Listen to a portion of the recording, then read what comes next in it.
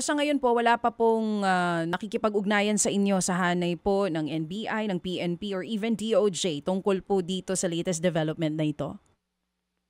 Sa ngayon po, meron naman ho yung sa DOJ meron naman ho at saka yung sa PNP sa CIDG po.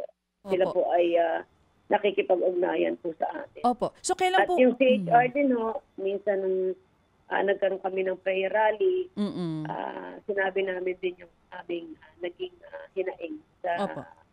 aming kaso. Opo. Tama po, Noy, narinig ko may nakipag-ugnayan po sa inyo from PNP, CIDG, and even DOJ. Kailan po ito at ano po mismo ang sinabi nila sa inyo?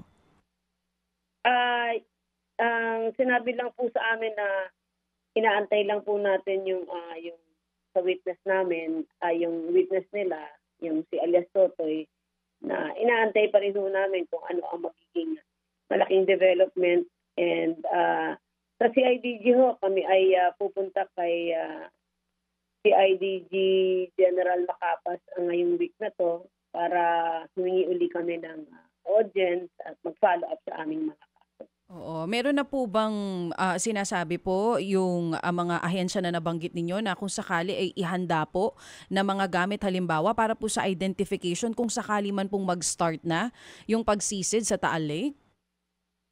Actually, kami dito sa aming mga kasamahan, Mm-mm.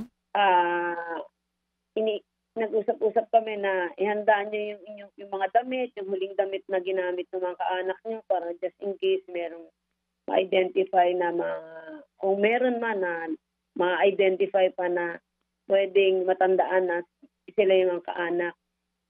Yun yung ginagawa naman. With the Philippine Navy, actually, wala pa po kaming nare-receive na mga ganong request or information. At sana naman yung Navy ay masisid na nila yan o magawa na po talaga rin nila ng paraan para mapabilis yung magiging investigasyon at malaman kung ang sinasabi ni alias Totoy ay talagang totoo po. Mm-mm. Kami umaasa na talagang mapapabilis po ito.